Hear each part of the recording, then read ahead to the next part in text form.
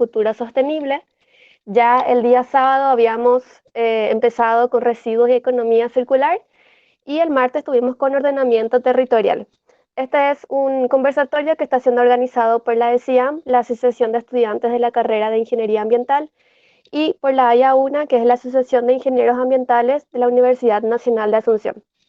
Antes de explicarles la dinámica, me gustaría darle la palabra a Ricardo, que me va a estar acompañando hoy, para que también pueda presentarse. Así que, Ricardo. Hola Gia, ¿cómo estamos? Muchas gracias. Y sí, estamos acá. Yo soy Ricardo Barbosa, estoy en representación de la Asociación de Ingenieros Ambientales de la UNA, nuestra famosa y querida AIA-UNA, en representación de todo el equipo y en especial de nuestra querida presidenta Claudia Sánchez. ¿Verdad? Un saludo a todos los que están conectados. ¿Verdad? Esperemos que obtengamos lo que estamos buscando con este conversatorio, ¿verdad? Y que se desarrolle sin más contratiempos. Sí. Genial, Ricardo. Muchísimas gracias. No sé, creo que me olvidé también de presentarme. Para los que no me conocen, soy Janina Ramos, presidenta de la ESIAM.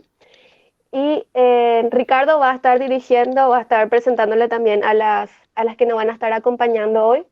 Básicamente van a estar dos personas, dos ingenieras geniales que nos van a estar contando su experiencia en el monitoreo de la biodiversidad, que es la temática de hoy. Cada una va a tener aproximadamente entre 10 e incluso hasta 15 minutos para que pueda contarnos, como dije, su experiencia, en historias, lo que ellas quieran compartir con nosotros. Y después vamos a pasar a una ronda de preguntas. Si es que alguno tiene pregunta, puede dejar en el chat y ya hacia el final vamos a estar también conversando con ellas para que puedan estar respondiendo. Ahora sí, te dejo, Ricardo, para que puedas presentarle. Excelente, gracias Yanni. Bueno, primeramente vamos a empezar, así como dijo Yanni, tenemos dos expertas en el área, ¿verdad? Y vamos a empezar con la ingeniera ambiental Yasmina Becker y luego nos vamos con la ingeniera ambiental Tatiana Galupi, ¿verdad? Y les presento primeramente a Yasmina, ¿verdad? Que es una colega nuestra de la facultad. Ella es especialista ambiental de obras viales, ¿verdad? Ya trabajó en la coordinación del Plan de Gestión Ambiental de la Costanera Norte en la segunda etapa. También estuvo participando en la consultoría del BID de la línea base de la Laguna Lupe para el diseño y la construcción de la Costanera Sur. Estuvo también trabajando en la coordinación del programa de monitoreo de biodiversidad de la ruta de UNE Santa Rosa con Capitán Bao. También ya estuvo trabajando en la coordinación del programa de monitoreo de biodiversidad de la ruta de Curuguaty. También estuvo trabajando en la coordinación del programa de monitoreo de cambio de uso de suelo en el corredor de exportación y actualmente es especialista ambiental de la bioceánica del Frente 2 en Carmelo Peralta, ¿verdad? Casi todos le conocen, al menos de los que son de nuestra promoción, ¿verdad? Una chica muy alegre, muy positiva, así que Yasmina, los que tenemos el honor de conocerte, ya queremos escuchar un poco de tu experiencia acerca del mundo de la biodiversidad. Yasmina, a ver si estás ahí. Hola Ricardo, ¿cómo estás? Acá Ah, ya, perfecto, ahí ya, excelente. ahí Bueno, me ven todos. te dejo entonces ya a cargo, te escuchamos Perfecto, y somos todo oídos. perfecto, ahí vamos. No sé si pueden ver.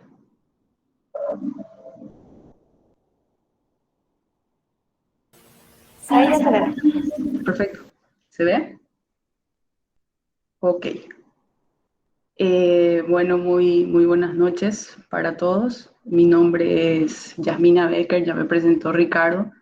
Bueno, quiero comentarles un poco acerca de la experiencia que estamos teniendo hacia una de las obras pioneras en el monitoreo de la biodiversidad con esta metodología que estamos implementando.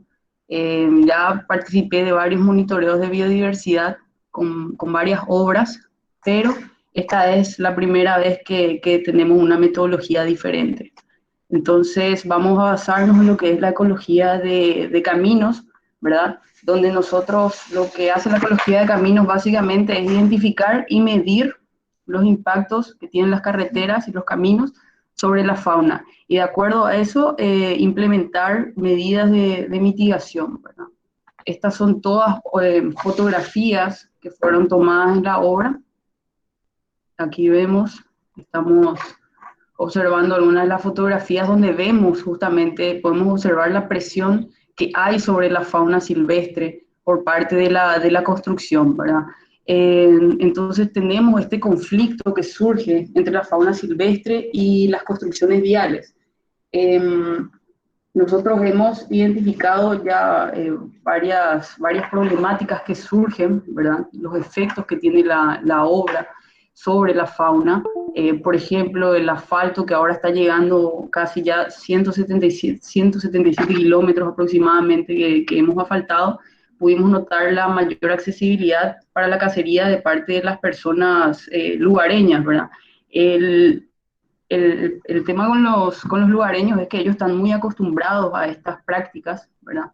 Se criaron así, entonces es como una costumbre, una cultura aquí en el Chaco, el tema de la cacería, y ahora hay mayor accesibilidad para ello. Aquí vemos, disculpen las imágenes que son un poco crudas, un poco fuertes, pero necesito mostrar también la magnitud de los problemas, ¿verdad? Aquí vemos una guaraguazú que es una especie amenazada de extinción y aquí cayó en manos de cazadores.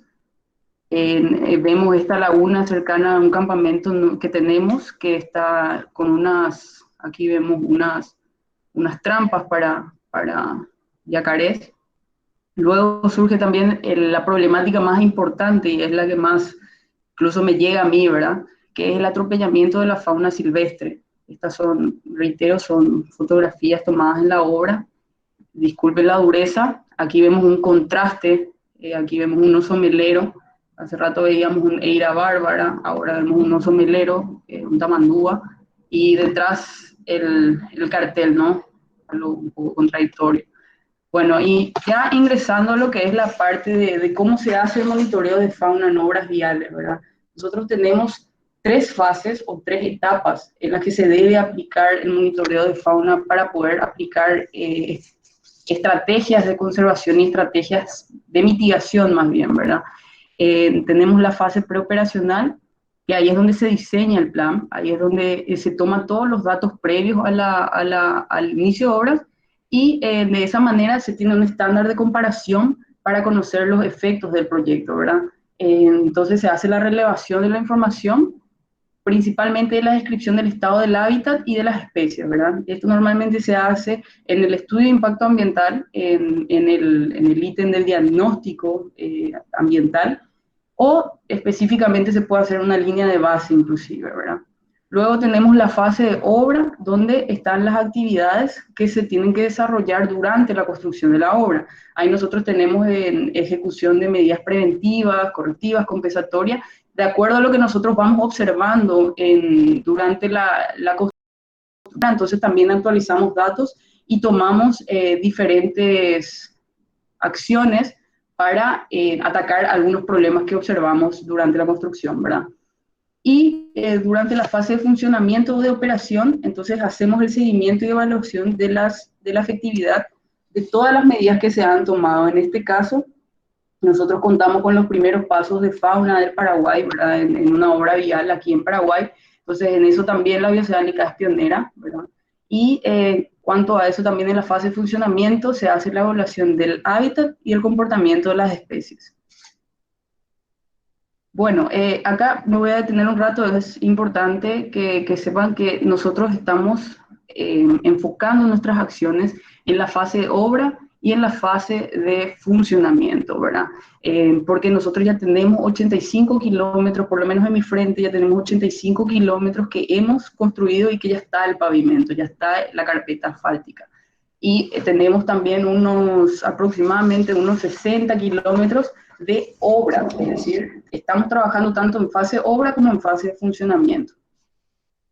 Y vamos a ir con las acciones que estamos haciendo en la fase obra. Nosotros tenemos un programa de manejo de fauna que realmente es un programa pionero también a nivel nacional por la metodología que utilizamos, ¿verdad? Es la primera vez que una obra ambiental tiene un plantel tan grande de profesionales de la ingeniería ambiental trabajando, porque lo demanda también esta obra, ¿verdad? Que tiene 277 kilómetros de longitud y que además está inserta en uno de los lugares más frágiles, que es el Pantanal, ¿verdad? Una parte es Pantanal y otra parte es Chaco Seco. A mí particularmente me toca aquí en el Pantanal. Y bueno, nosotros enfocamos nuestras acciones en la educación ambiental como una estrategia de conservación. ¿Por qué? Porque enseñamos a las personas, a los colaboradores, que son aproximadamente 1000, llegué a tener 1000 personas aquí en campamento, a los cuales nosotros le hemos instruido sobre las especies, sobre el reconocimiento de las especies, sobre lo que hay aquí en el Pantanal, sobre dónde están parados, ¿verdad? Entonces ellos hoy en día ya reconocen especies, ya reconocen animales, ya ellos mismos son los que te llaman y te dicen, he visto tal animal en tal lugar, ¿verdad? Entonces, esos son logros hemos hecho en 2 años de trabajo. Aquí, bueno, como verán, lo ideal es siempre involucrar, y ahí justamente es la herramienta que nosotros utilizamos, el involucramiento de las personas en el registro de avistamiento de animales. ¿Por qué? Porque ellos de esa manera se sienten parte, ¿verdad? Y de esa manera también se logra un mejor conocimiento acerca de lo que hay en la zona, porque es difícil para mí recorrer 160 kilómetros ida y vuelta todos los días, entonces ellos son mis ojos en obras muchas veces, ¿verdad? Ellos son los que justamente registran esto y nos envían al equipo ambiental, ¿verdad? Entonces es una forma de ciencia ciudadana, le podríamos llamar, porque ellos colaboran y se involucran en lo que es el avistamiento de fauna y de esa manera nosotros podemos llevar el registro, ¿verdad? Y realmente es muy interesante esta parte porque nosotros logramos mezclar la ciencia ciudadana con la educación ambiental, haciendo que hoy los registros sean mejores, ¿verdad?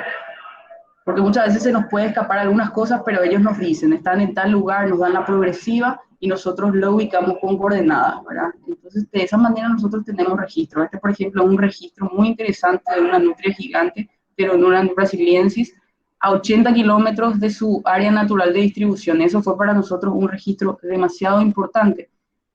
También tenemos un protocolo de actuación en avistamiento de la pantera onca. Sabemos de que este animal está en estado crítico en peligro de extinción crítico, y entonces es importante que los muchachos sepan qué hacer en caso de entrar al monte y se encuentren con un animal.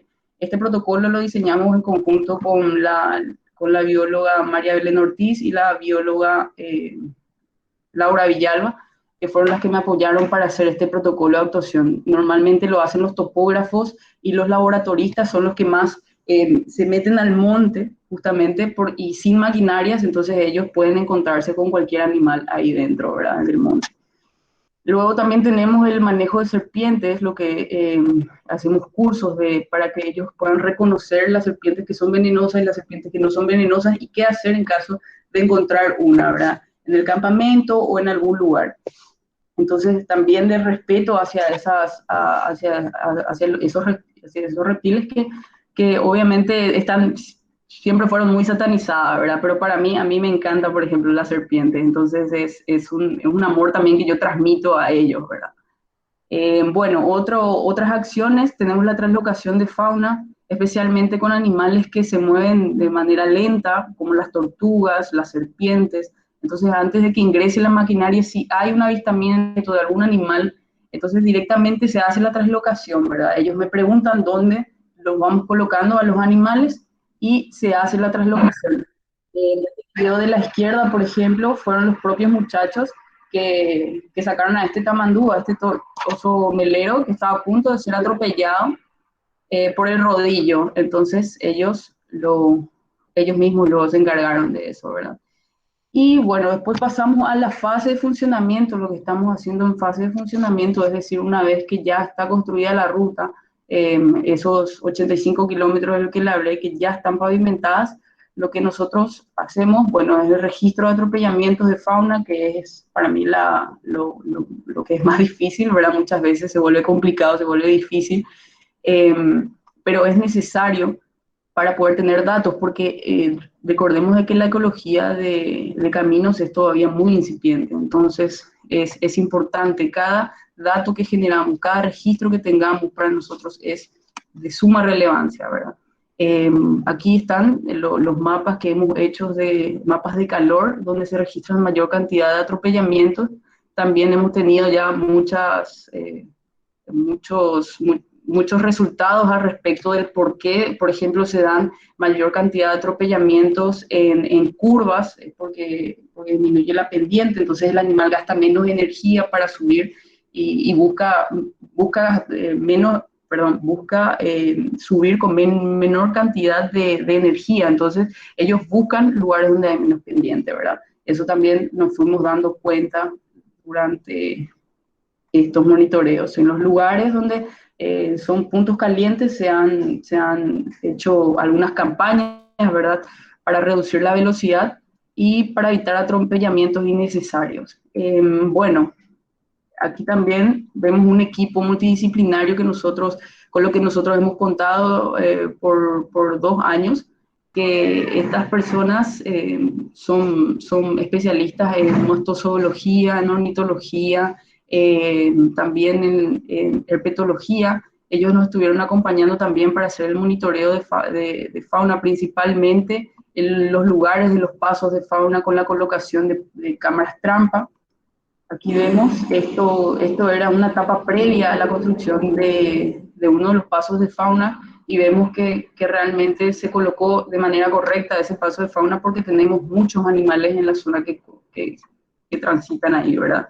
Y también, aquí ya vemos una imagen de los pasos de fauna en sí, donde podemos ver al lado izquierdo que acá hay un cerdocio, un aguaraí que está cruzando, que está por lo menos en la cercanía al paso de fauna, y también el lado derecho es el mismo paso de fauna, pero con otro animal que fue avistado, que está utilizando el paso de fauna, que es el aguarapopé, el Procyon cancriborus. Y aquí también es importante resaltar que no solamente los pasos de fauna son utilizados por los animales, sino la misma estructura está sirviendo para el paso de los animales. Estas son alcantarillas celulares que están realmente diseñadas para el paso de agua, pero en épocas de estiaje, como podemos ver aquí tenemos esta es una alcantarilla celular de 1,5 por 1,5, y vemos huellas de de vertebrados medianos y de animales pequeños y medianos, ¿no?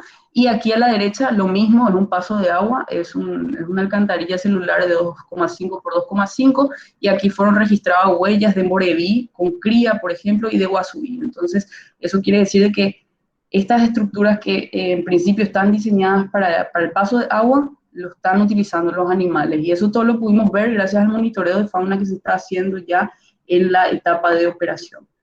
Y bueno, quiero ir directamente a los desafíos porque tenemos muchos desafíos. Esto es algo incipiente, es algo que recién se están haciendo datos, recién se están generando información sobre esto. De hecho, que como les dije, somos la obra pionera en la construcción de pasos de fauna, pero deberían haber especificaciones estructurales para la construcción de esos pasos, ¿verdad?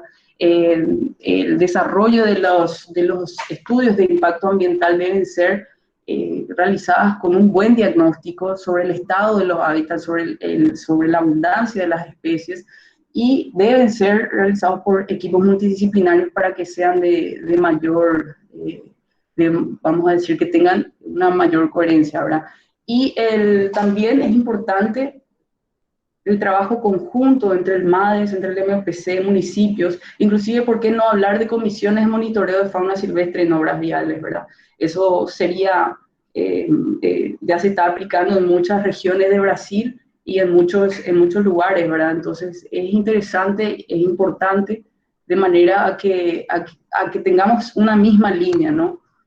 Bueno, y también, obviamente, las campañas de concienciación a todos los conductores, que al conducir en lugares lugares naturales como es el Chaco, donde hay mucha fauna, es importante que los mismos, por ejemplo, se les diga que no tiren residuos orgánicos por las ventanas, que no, porque eso puede ser utilizado como alimento por los animales, entonces por lo tanto aumenta la probabilidad de atropellamientos.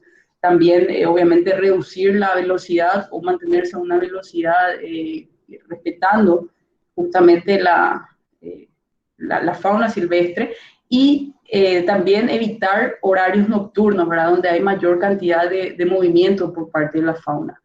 Entonces, son algunas cosas que en estos 7 años en lo que estoy trabajando en obras viales me dejaron y ahora estoy aprendiendo mucho más otra vez, ¿verdad? Eso es importante. Estoy viendo muchos comportamientos de diferentes especies que antes no veía. Entonces, eso es todo por mi parte. Creo que me pasé un poco el tiempo. Eh, bueno, no sé si hay...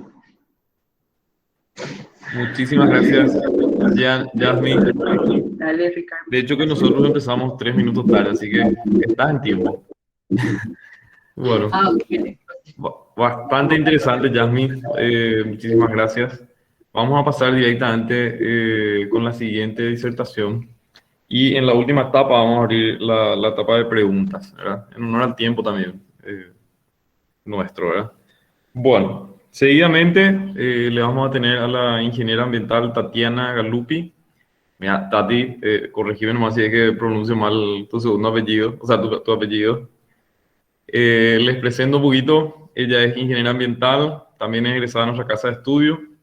Desde el año 2015 involucrada en el área de conservación, enfocada principalmente al trabajo con aves, promoción de turismo sostenible, educación ambiental, participación ciudadana y gestión de áreas protegidas. Es miembro de la Comisión Mundial de Áreas Protegidas de la UICN, seleccionada como una de las embajadoras paraguayas para la celebración de las áreas protegidas en el año 2020 y le apasiona, realmente es una apasionada por la naturaleza, porque podemos seguirle al menos lo que tenemos, los que tenemos sus redes sociales, ¿verdad? Vemos que siempre está con temas de biodiversidad, ¿verdad? Apasionada por la naturaleza en todas sus formas, con ganas de desarrollar ideas innovadoras para facilitar la integración de la sociedad con la naturaleza. Tati, ¿estás ahí? Hola, Ricardo. Muchísimas gracias por la presentación y muchísimas gracias a la asociación por la invitación. A vos, a vos. Así que el micrófono es tuyo, te escuchamos, Tati. Ya, bueno, a ver.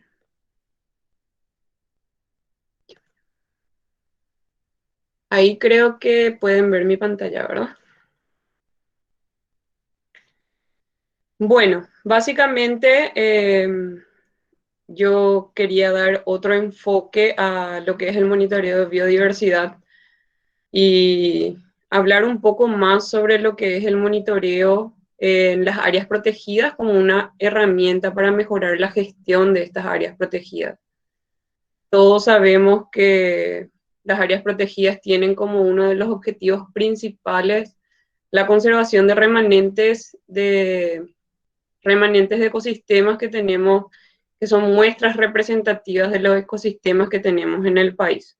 Y que estos ecosistemas albergan una rica biodiversidad, pero nosotros a nivel nacional lastimosamente tenemos una limitación a la hora de poder decir que realizamos un monitoreo eficiente en nuestras áreas protegidas. Entonces, por eso que durante la experiencia que tengo en trabajar en áreas protegidas privadas, considero que la instalación de capacidades en guardaparques y en gente local en temas de monitoreos de biodiversidad puede ayudar bastante para mejorar la gestión de estas áreas.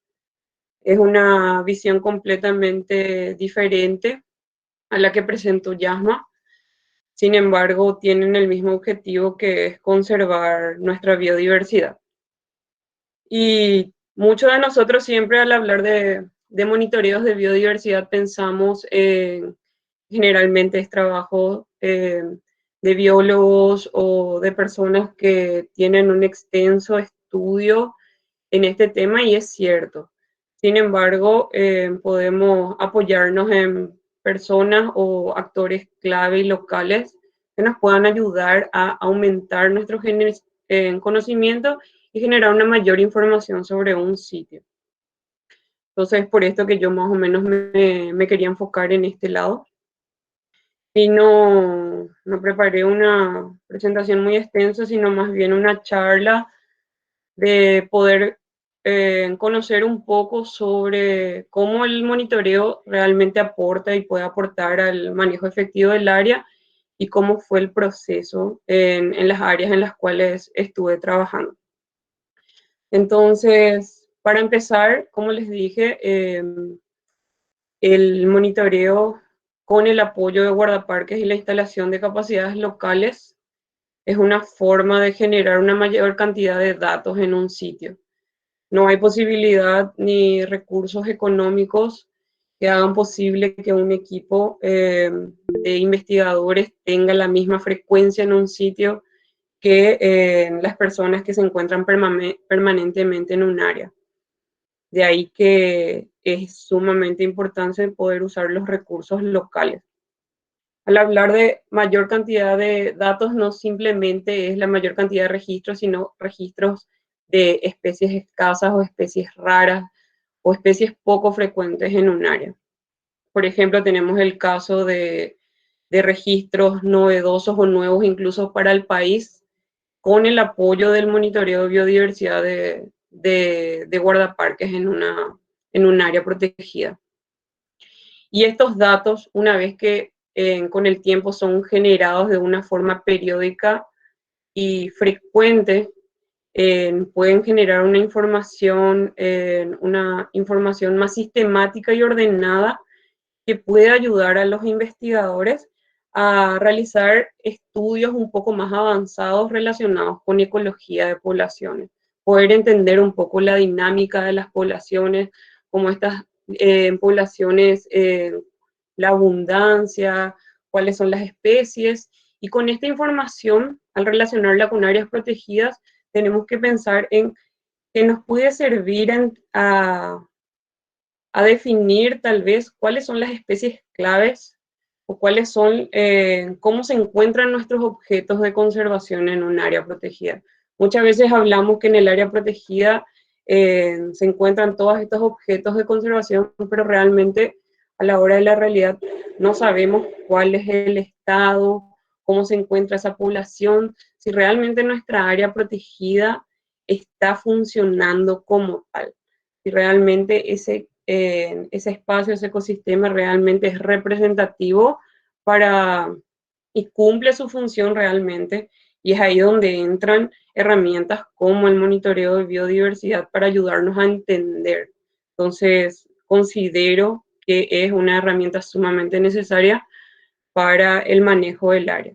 Pero no es solo eso, sería el lado un poco más técnico y científico. Y por otro lado tenemos el lado de lo que dijo Yasma, involucrar a la gente.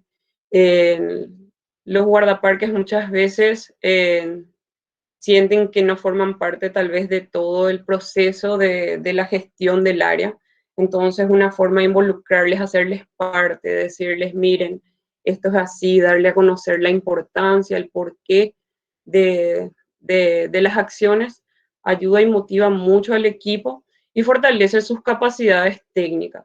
Al hablar de capacidades técnicas hablamos de que ellos puedan reconocer las especies, puedan saber los nombres científicos de las especies, e incluso ir descubriendo metodologías que se utilizan a la hora de hacer este monitoreo de biodiversidad.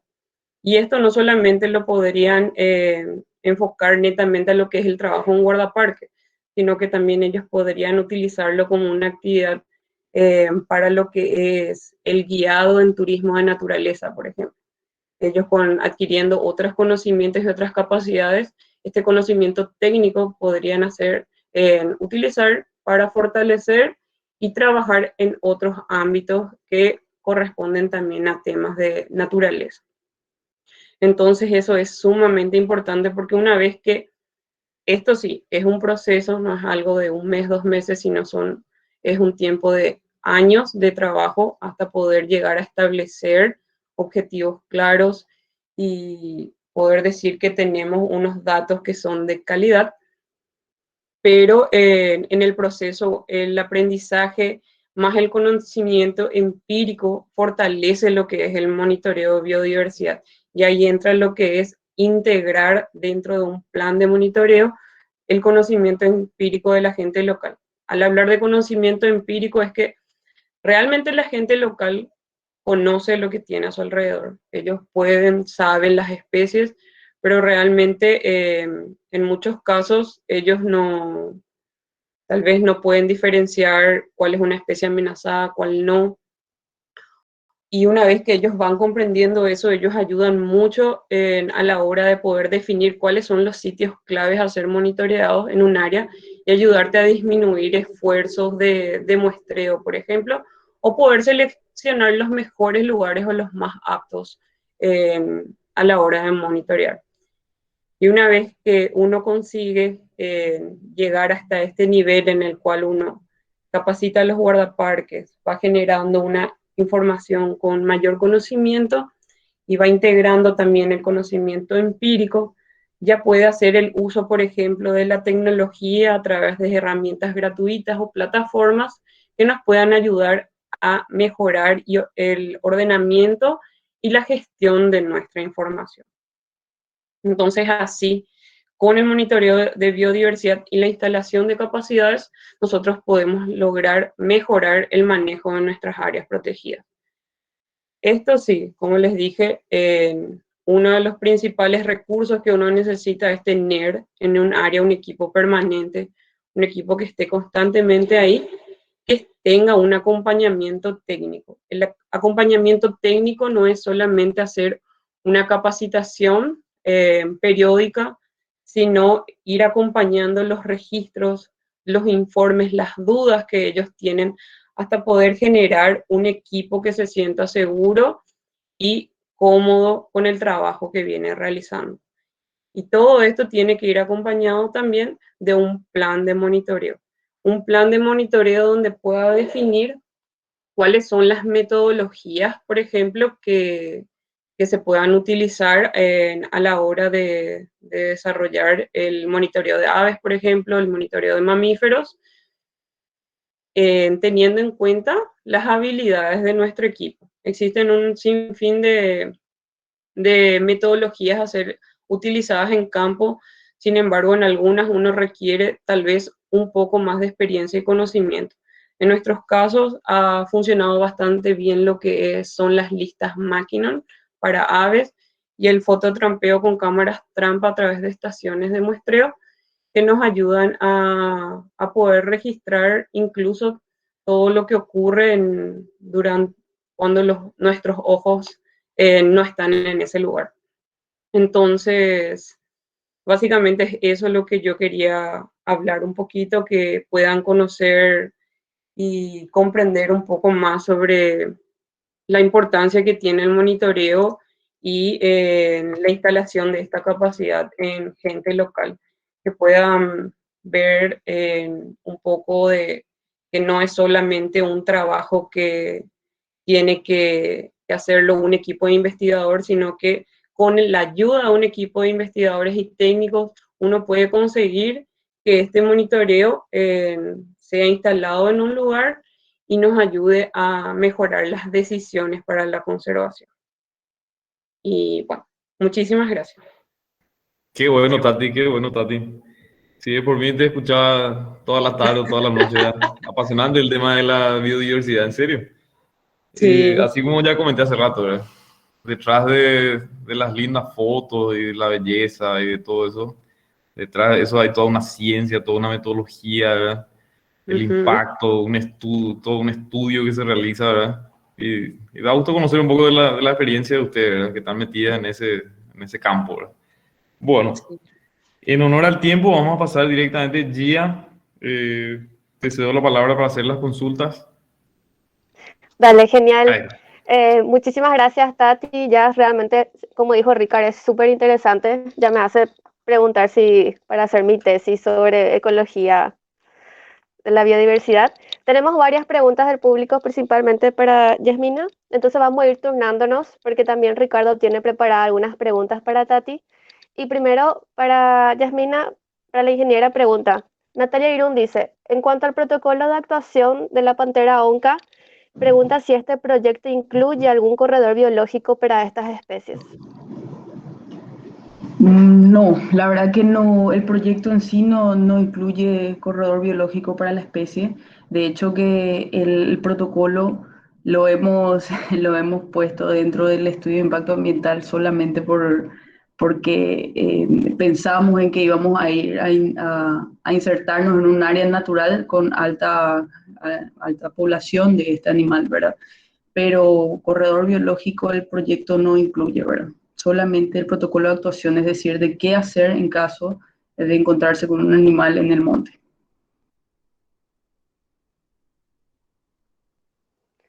Genial. Bueno, entonces, Ricardo, tiene las preguntas. Me hace eco, Yasmina. Ahí está, gracias. Ricardo. Ya estoy. Bueno, una pregunta, o sea, va de la organización. ¿Cuáles son los principales desafíos para monitorear la biodiversidad, ¿verdad? Desde el ámbito en el que estás actuando? En este caso va para Tati, ¿verdad?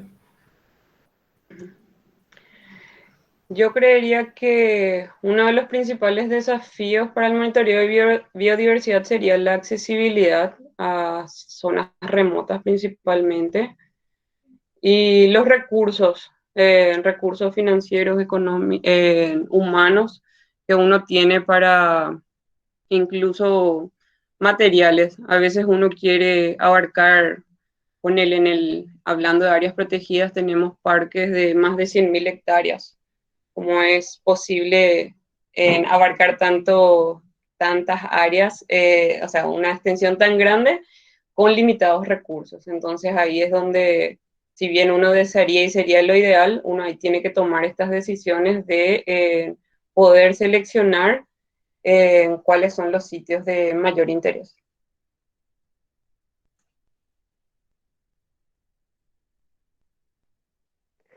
Bueno, entonces ahora pasamos a la pregunta para Yasmina otra vez.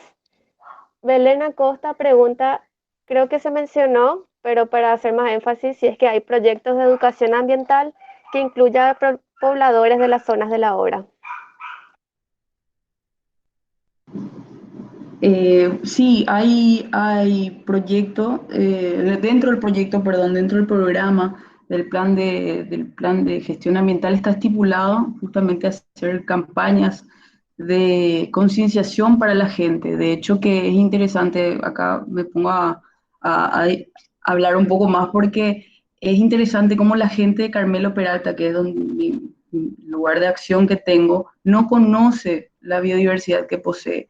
De hecho, que no sabía que existía la nutria gigante, no sabía que existían muchos animales que le fui mostrando a la gente y la gente se sorprendía. Es decir, que ellos no están conociendo la fauna que tienen y por lo tanto al no conocer, pues no lo están valorando, ¿verdad? Por lo tanto están dejando, desaprovechando oportunidades como el turismo de naturaleza. Entonces, sí, está pensado hacer una campaña grande en Carmelo Peralta de manera a disminuir la cacería y que ellos mismos puedan valorar su fauna.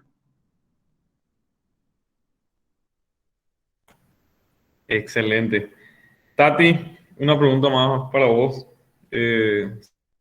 Sería, en vez de una pregunta, sería más, ¿qué le recomendás a la gente que quiere iniciarse en este mundo de monitoreo de la biodiversidad, ¿verdad? Sabemos que tenemos un público diverso, tenemos estudiantes, profesionales, ¿verdad? Pero, ¿verdad? Es un área bastante específica, ¿verdad?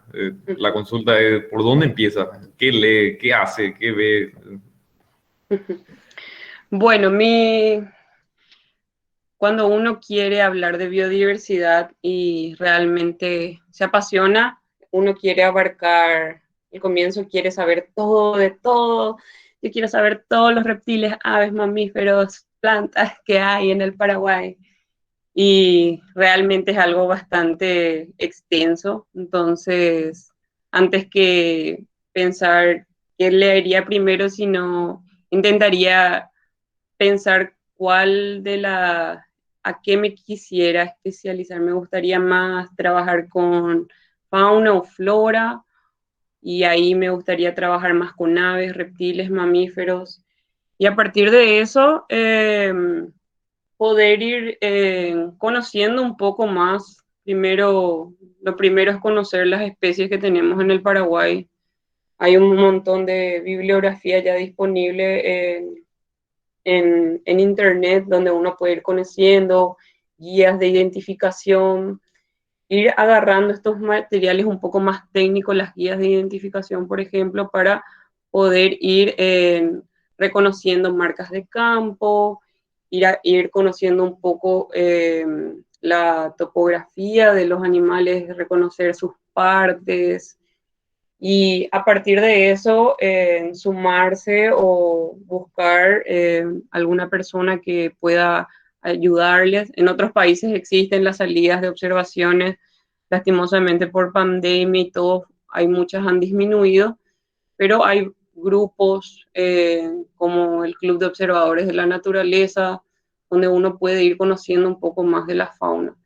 Entonces, antes de iniciar y decir empezar con un monitoreo, para mí sería poder hacerse la pregunta de en qué a mí me gustaría aportar, y a partir de eso ver cuáles son las estrategias, porque cada área es distinta y abarcar todo al comienzo es mucho.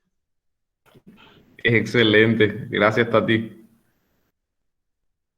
Eso es muy cierto. De repente uno quiere empezar y conocer todo, pero es muy difícil. Yasmina, te tengo otra pregunta. Em, Talía Duarte pregunta cuáles son las dimensiones mínimas que deben tener las alcantarillas para que puedan ser adaptadas a pasos de fauna.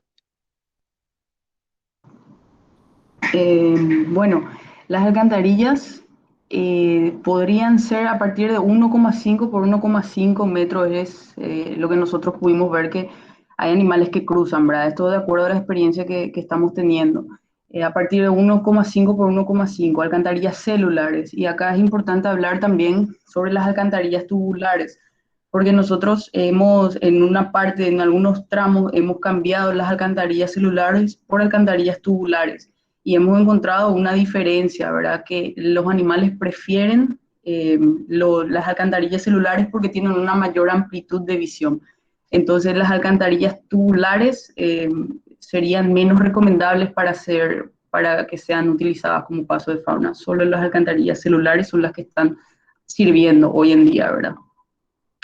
Entonces, a partir de 1,5 por 1,5. Y bueno, y también dependiendo de la especie que se quiera conservar. Es decir, para idear un plan de monitoreo en obras viales, primero se tienen que definir qué especies se quieren conservar. Es decir, cuáles son las especies que van a ser objeto de esos pasos de fauna, ¿verdad? En una de las imágenes que mostré justamente está una alcantarilla celular de 2,5 por 2,5, que son estructuras grandes, que en realidad estaban diseñadas para el paso de agua, como dije, pero que están siendo hoy utilizadas por uno de los mamíferos más grandes que tenemos en la zona, como es el Borevii.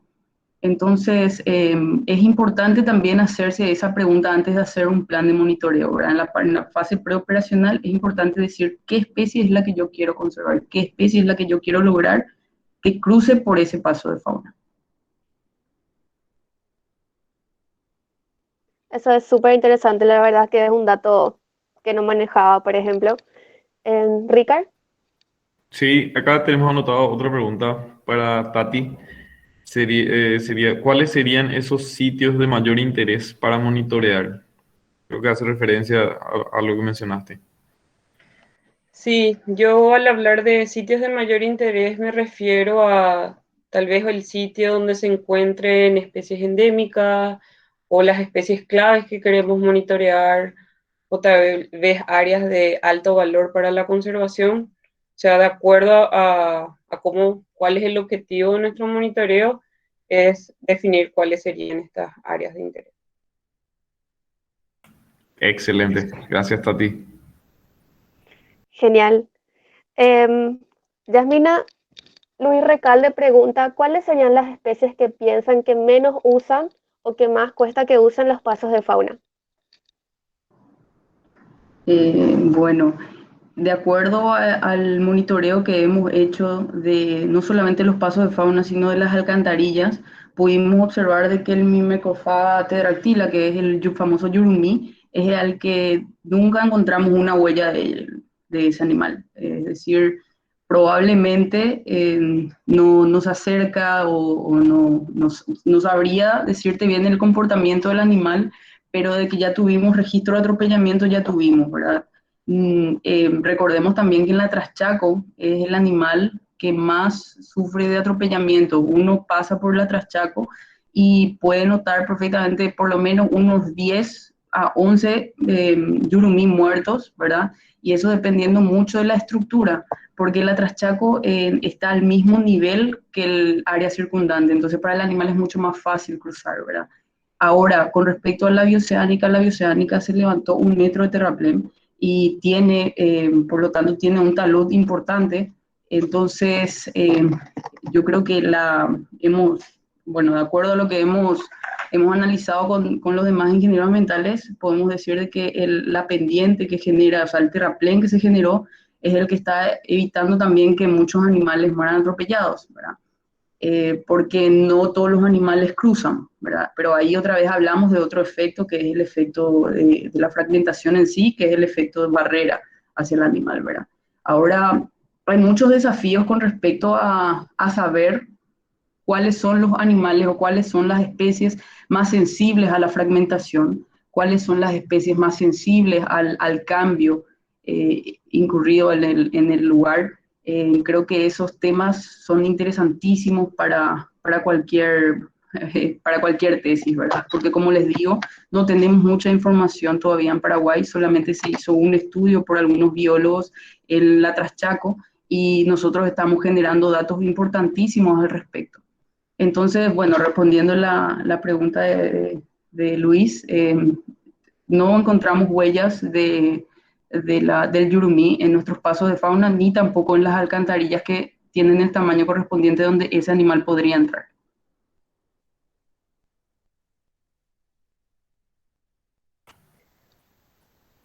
Buenísimo. Tengo otra consulta para Tati. Me están consultando acá, ¿cómo te iniciaste vos en el mundo del monitoreo? ¿Verdad? ¿Qué fue lo que te cautivó, por así decirlo?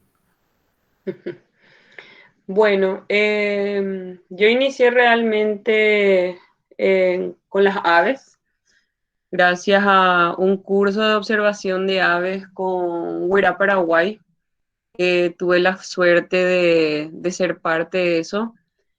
Pero a partir de eso fue como que nació una fiebre, un bichito dentro. Si bien era apasionada por la naturaleza, como que nunca me había definido o había dicho, ah, esto es lo que este grupo es el que me apasiona. Pero gracias a ese curso pude conocer un poco más acerca de las aves y creamos un pequeño grupo en la facultad con los cuales incluso a veces nos escapábamos de las clases simplemente para ir a observar aves. Lo único que teníamos como herramienta era una cámara digital sin ningún binocular y con eso y nuestras ganas fuimos iniciando y aprendiendo en el campus experimental hacia veterinaria. Más o menos así. Y a partir de eso, bueno, mejorando los conocimientos y pudiendo aportar en equipos técnicos, en proyectos de investigación. Bueno, ahí ya saben cuáles son los antecedentes de Tati para los que quieren seguir sus pasos. Gia, Creo que hay muchos que siguen sus pasos ahí en la facultad. Tengo otra pregunta, varias preguntas para Yasmina. Creo que eh, es súper interesante porque es uno de los primeros pasos de fauna que hay en el país, entonces hay muchas dudas, consultas. Y Rocío Notario dice, muchas gracias por compartir un poco del trabajo que hace en la bioceánica. Es bastante interesante el análisis de calor de zonas de riesgo por atropellamiento. Y pregunta, En estos 2 años de trabajo y aplicando las acciones que mencionaste, ¿sentís alguna mejoría del involucramiento de la comunidad para el cuidado o conservación de esta fauna? ¿Y qué legado se pretende dejar una vez culminada la obra? Ok, bueno, contestando a esa pregunta, eh, en estos 2 años, en realidad 1 año, 11 meses de trabajo, sí, realmente yo sentí mucho involucramiento de parte de las personas del consorcio, o sea, de los obreros, de la gente, los ingenieros, de los gerentes, ¿verdad? Ahora, con respecto a la comunidad, ellos están dentro de lo que es también nuestro consorcio, porque el consorcio está conformado por casi el 80% de las personas que están trabajando con nosotros son lugareñas. Entonces me voy a basar en eso para decir de que realmente hay un mayor involucramiento de la gente con respecto al cuidado y a la conservación. Como había dicho, ellos no conocían su fauna, ¿verdad? Ellos no sabían que habían muchos animales, desconocían de la fauna que ellos poseían. Y entonces en todas las charlas, los lugareños normalmente me preguntaban, a ese yo le vi en tal lugar, y ese cómo se llama. O sea, es decir, hubo un despertar de parte de los lugareños también con respecto a su fauna, ¿verdad? Y con respecto al legado que se pretende dejar, bueno, la verdad que el legado que queremos dejar es una sociedad un poco más concienciada, ¿verdad? En Carmelo Peralta hablaba Tati de uno de los desafíos que era para la gente llegar, para la gente en la investigación, llegar aquí, ¿no? Y realmente hoy con la ruta se va a poder llegar, va a tener mayor accesibilidad. De hecho, antes Carmelo Peralta no se lo conocía prácticamente, y hoy muchas personas me preguntan dónde queda. Es decir, hay más interés por este lugar porque se nota ¿cómo te puedo decir?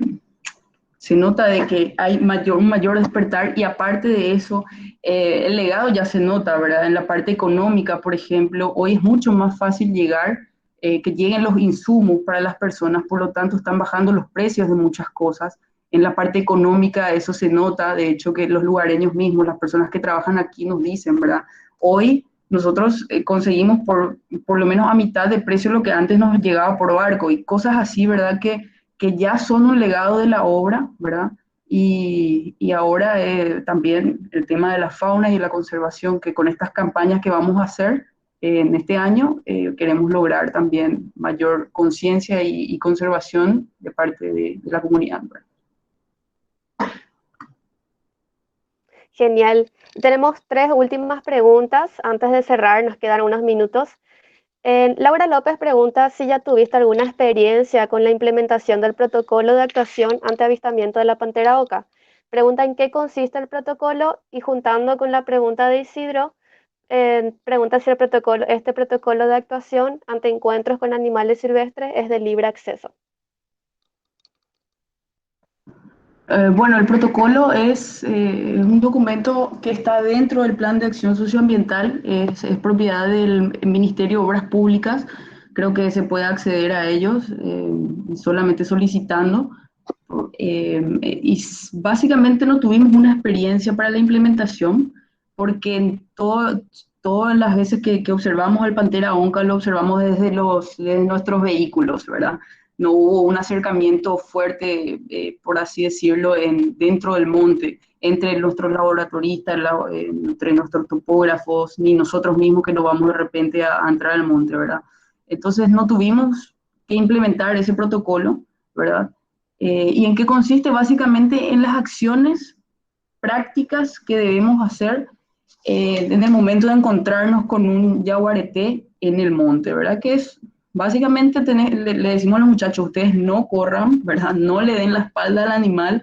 Es importante, nosotros le dábamos a las personas una bubucela para que haga un sonido fuerte de manera a espantar al animal, y de esa manera también lograr que evitar accidentes, ¿verdad?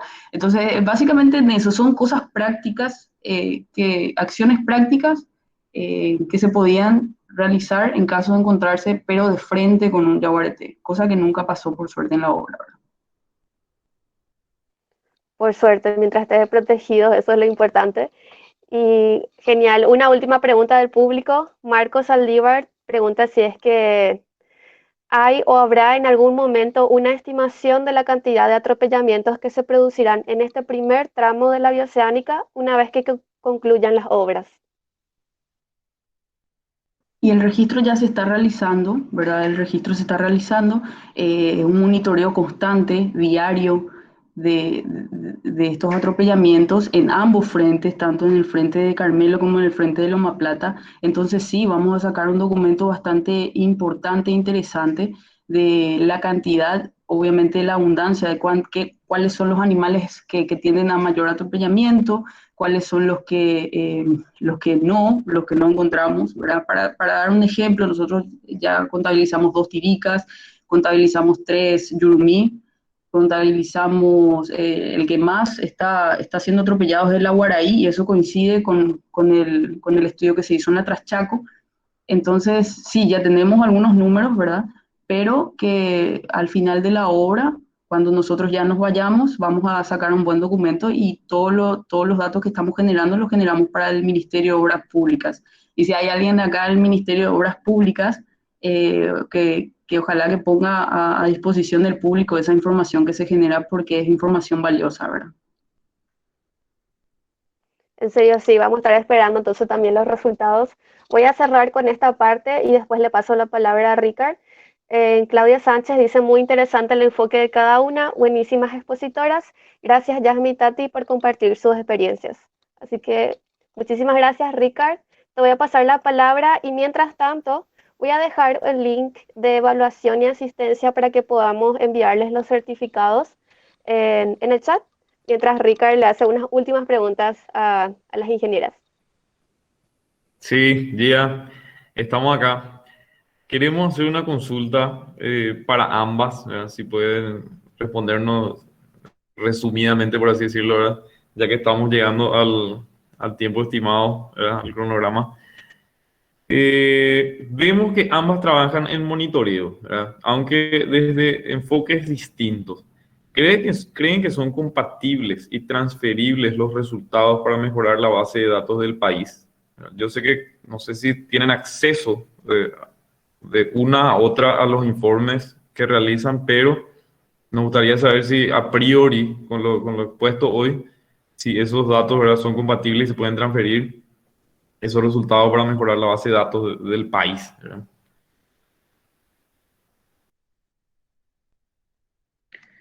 Bueno, no sé, puedo responder tal vez yo primero. Para mí realmente la generación de información en todo el país es sumamente necesaria, así que cualquier tipo de monitoreo en cualquier zona del país aporta y contribuye al conocimiento a nivel nacional. No siempre se tienen acceso a todas las investigaciones que se llevan a cabo, tal vez por tener muchas veces información sensible o información muy delicada que es compartida una vez que se procesan y se llegan a los resultados o conclusiones que, al final de la investigación. Pero considero que sí, la información ya sea en obras puede aportar muchísimo lo que sería el trabajo en áreas protegidas para conocer la biodiversidad que se ve afectada por obras viales, principalmente por eso que habló Yasma, de las especies sensibles a la fragmentación de hábitat y cosas así. No sé, Yasma, si vos querés agregar algo más. Sí, la verdad que la generación de información es muy importante para crear estrategias, ¿verdad? Para la mitigación de los impactos. Entonces, es demasiado importante que, que estos datos son compatibles totalmente, porque imagínate que estemos en un área, en una ruta que se construya, por ejemplo, la ruta del corredor de exportación donde me tocó también estar. ahí en el corredor de exportación colindaba con el Parque Nacional de Ñacundaví.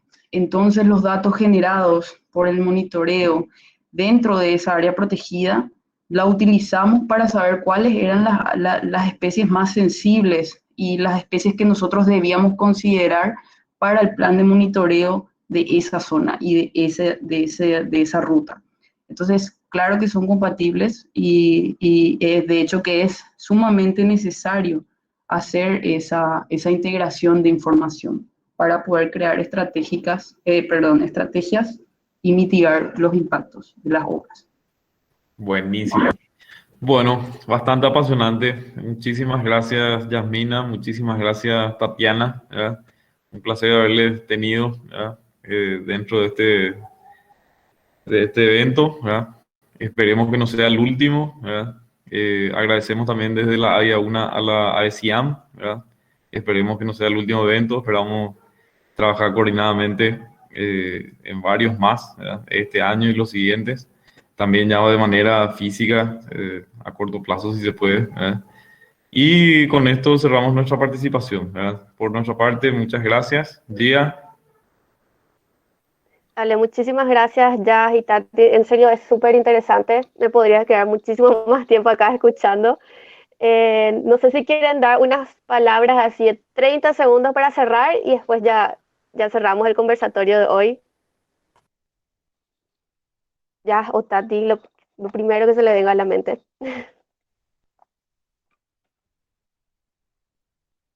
Ay, El monitoreo de biodiversidad, vuelvo a repetir, es una herramienta. No necesitamos ser los más expertos y todos podemos aportar a través de la ciencia ciudadana a mejorar la base de datos a nivel nacional. súper. Ya, no sé si estás ahí. Sí, 30 bueno, segundos. ok. Nada, que realmente necesitamos más profesionales en la parte de ecología de carreteras, en la parte de ecología de caminos, porque es importante registrar y seguir generando información para crear estrategias, como les dije, para la mitigación de los impactos que son fuertes sobre la fauna. Hoy ellos nos necesitan y por lo tanto tenemos que registrar eso para poder mitigar esta problemática. Nada más que eso. Genial. Muchísimas gracias, en serio. Yasmina, Tatiana, Ricardo, por acompañarme hoy. Muchas gracias a todos los que estuvieron presentes. Ahí ya le dejé el form para que puedan completar la asistencia de hoy, también una pequeña evaluación. Le vamos a estar enviando los certificados. Ya estuvimos enviando también los certificados del día 1 y 2. Si a alguien no les llegó, nos pueden escribir para poder enviarles. Y les esperamos el próximo martes para hablar sobre la ingeniería ambiental en el sector financiero. Así que muchísimas gracias por acompañarnos hoy. Gracias, Gia. Chao, chao. Chao, chao a todos. Muchas gracias.